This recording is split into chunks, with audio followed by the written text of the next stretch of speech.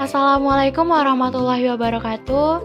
Nama saya Ulfa Zahra Nasution dari kelas 2A dan dosen pembimbing Bapak Ahmad Purnawarman Faisal dari Poltekkes Kemenkes RI Medan jurusan Farmasi.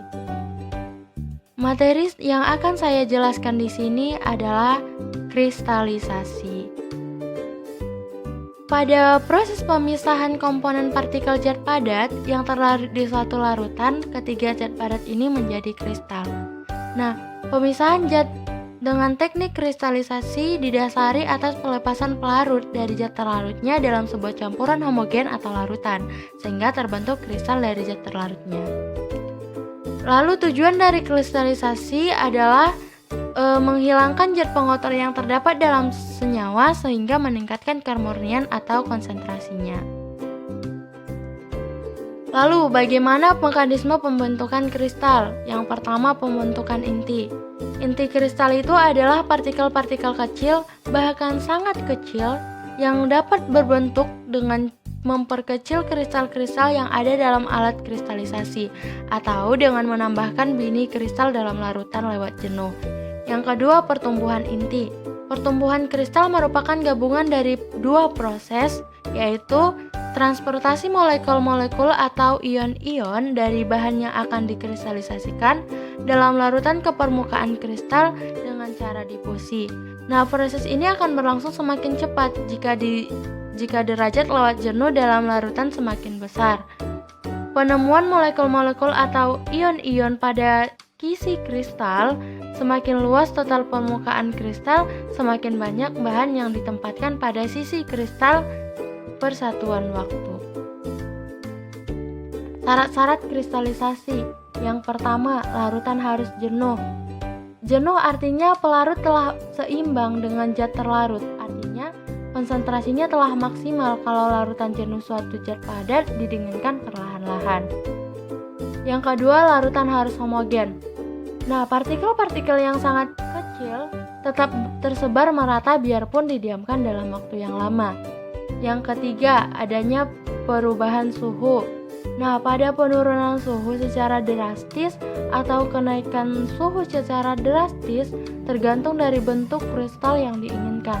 Sebagian zat terlarut atau bahan akan mengkristal dalam arti diperoleh larutan superjenuh atau lewat jenuh.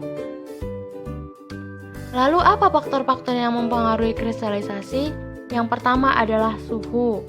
Yang kedua viskositas, kecepatan pendinginan, kondisi lewat dingin larutan, densitas massa kristal, dan bahan tambahan dan pengotor. Metode kristalisasi. Yang pertama adalah metode pendinginan.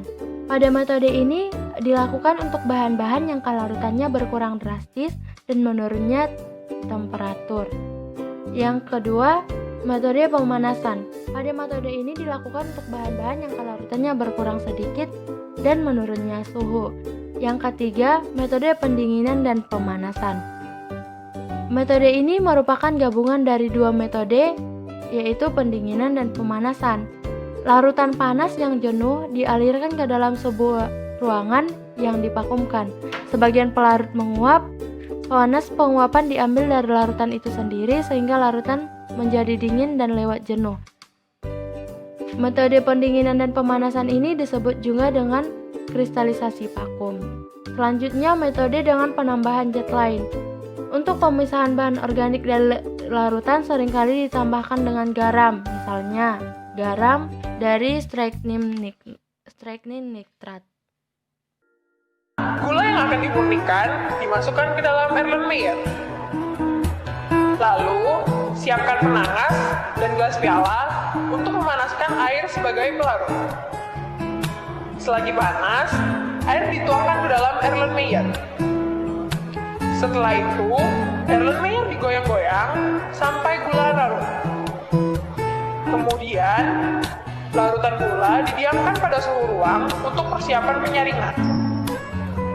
Sementara itu, siapkan corong dan kertas saring untuk menyaring larutan gula. Lalu, letakkan corong di atas gelas piala. Lalu, tuangkan larutan gula melalui corong. Larutan didiamkan sampai terbentuk kristal. Atau kalian bisa menggunakan ice bath untuk mempercepat proses pengkristalan. Untuk menghilangkan pengotor, kita menggunakan vacuum filtration. Pada akhirnya, kita akan mendapatkan kristal gula yang murni. Demikianlah penjelasan dari kristalisasi, semoga bermanfaat. Sekian, Assalamualaikum warahmatullahi wabarakatuh.